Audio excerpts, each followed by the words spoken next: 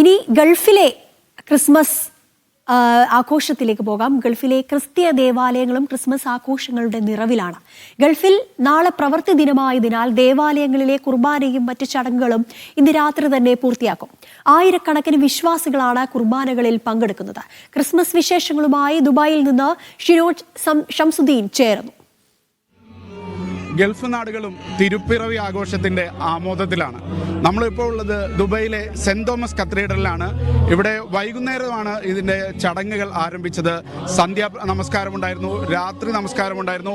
ഇപ്പോൾ വിശുദ്ധ കുർബാന പുരോഗമിക്കുകയാണ്. ഈ പള്ളിയിലെ പരിപാടികളെ കുറിച്ച് വിശദീകരിക്കാനായി ഇതിന്റെ യൂത്തിന്റെ പ്രതിനിധി മനോജ് നമ്മളോടൊപ്പം ചേരുകയാണ്. മനോജ് ഭായി, എന്തൊക്കെയാണ് ക്രിസ്മസിന് സെന്റ് തോമസ് കത്തീഡ്രലിലെ പരിപാടികൾ? മെയിനായിട്ട് നമ്മുടെ ഇന്നത്തെ ക്രിസ്മസ് ആഘോഷമാണ്. ഇന്ന് ഓൾമോസ്റ്റ് വൈകിട്ട് 6 മണിക്ക് തുടങ്ങി. ഓൾമോസ്റ്റ് ഒരു 3500 to 4000 ക്രൗഡുണ്ട്. കേരളത്തിൽ നാനാവിധമായ സ്ഥലത്തു നിന്നുള്ള ആൾക്കാരെല്ലാം ഇവിടെ ജോയിൻ ചെയ്തിട്ടുണ്ട്. മോസ്റ്റ് ഇപ്പോൾ ഞങ്ങളുടെ ഒരു ഫേമസ് എന്ന് പറയുന്നത് ഞങ്ങളുടെ പുൽക്കൂടാണ്. എല്ലാ വർഷവും നമ്മൾ ഓരോ തീം വെച്ചാണ് നമ്മുടെ പുൽക്കൂട് ഉണ്ടാക്കുന്നത്. ഇത് പ്രിഫറബിളി ഇത് കേരള ചർച്ചാണ്. പക്ഷേ അപ്പാർട്ട് ഫ്രം ദാറ്റ് ഇവിടെ വേറെ പല നാഷണാലിറ്റീസും വരാറുണ്ട്. അറബികളായാലും നോർത്ത് ഇന്ത്യൻസിലായാലും അങ്ങനെ എല്ലാവരും ഞങ്ങളുടെ പള്ളി വിസിറ്റ് ചെയ്യാറുണ്ട്. എസ്പെഷ്യലി ഞങ്ങളുടെ പുൽക്കൂട് എല്ലാ വർഷവും ഇതേപോലെ ഈ ക്രൗഡ് തന്നെയാണ് ഞങ്ങളിവിടെ കാണാറുള്ളത് ക്രിസ്മസിൻ്റെ ആഘോഷത്തിന്. പിന്നെ ഇത് കഴിഞ്ഞ് എല്ലാവർക്കും ഓൾമോസ്റ്റ് കേക്ക് വിതരണം ചെയ്തിട്ടുണ്ട്, ക്രിസ്മസ് കേക്ക്. അങ്ങനെയൊക്കെയാണ് നോർമലി ഇത് പോകുന്നത്. ഇവിടെ ഇതുവരെ എന്തൊക്കെ ചടങ്ങുകളാണ് പൂർത്തിയായത്? ക്രിസ്മസിൻ്റെ പ്രാർത്ഥനകളും പിന്നെ അതിനോടനുബന്ധിച്ചുള്ള തീജ്വാല ശുശ്രൂഷ ഉണ്ടായിരുന്നു. അതിനോടനുബന്ധിച്ച് കുർബാന, അത് കഴിഞ്ഞ് കേക്ക് കൊടുത്ത് പോലെ നമ്മൾ വൈൻഡപ്പ് ചെയ്യുന്നതായിരിക്കും. അതാണ്. എത്ര മണി വരെ നീളും ഇവിടുത്തെ പാതിരാ കുർബാനയും മറ്റ് ചടങ്ങുകളൊക്കെ? ഇപ്പം ഒരു 11 മണിയാകുമ്പോൾ ഇതെല്ലാം കുർബാന ഉൾപ്പെടെ എല്ലാം തീരും. അതിന് ക്രൗഡ് നിൽക്കും.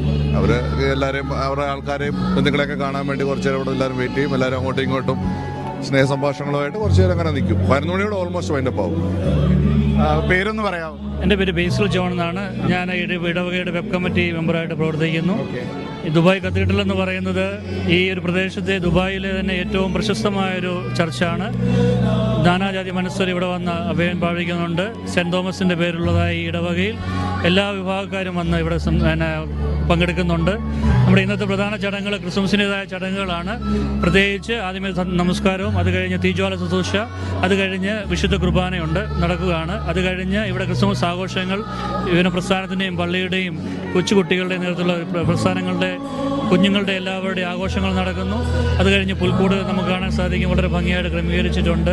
നാനാജാതി മനുഷ്യർ ഇവിടെ വന്നു കൂടുന്നു. എല്ലാവർക്കും സപ്പോർട്ട് ചെയ്യുന്ന ഒരു ചർച്ചാണ് നമ്മുടെ ദുബായ് കത്തീഡ്രൽ. Thank you. ദുബായെ സംബന്ധിച്ചിടത്തോളം നാളെ വർക്കിംഗ് ഡേ ആണ്. അപ്പോൾ എങ്ങനെയാണ് ആഘോഷങ്ങളൊക്കെ?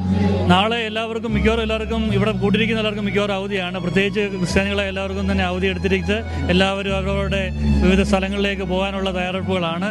അതിൻ്റെ തലേദിവസം തന്നെയാണ് ഇവിടെ ക്രമീകരിച്ചിരിക്കുന്ന വിശുദ്ധ കുർബാനയൊക്കെ. അതുകൊണ്ട് തന്നെ എല്ലാവർക്കും സൗകര്യപ്രദമായിട്ട് ഇവിടെ നിങ്ങൾക്ക് കാണാൻ സാധിക്കും. വളരെയധികം ആളുകൾ ഇതിനുവേണ്ടി സംബന്ധിക്കാനായിട്ട് എത്തിയിട്ടുണ്ട്.